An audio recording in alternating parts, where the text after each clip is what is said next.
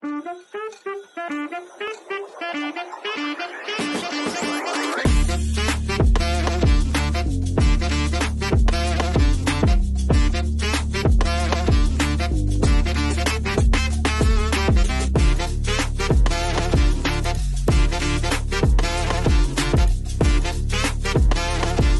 purpose of today's function was to launch the summer season in KwaZulu-Natal. The summer season brings about the festive season.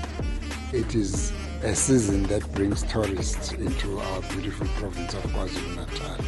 And therefore my duty and role here was to come here, bring members of the media, bring the influencers, bring people of goodwill, so that we can announce to all and sundry that KwaZulu-Natal has its arms open to welcome visitors to the province of KwaZulu-Natal.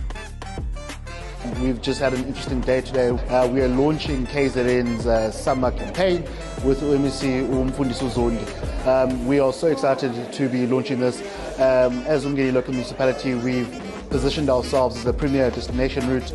We know people want to get down to Durban as fast as possible, but we're asking them to stop by here today. We've got so much more to offer as well to the beautiful province of KwaZulu-Natal.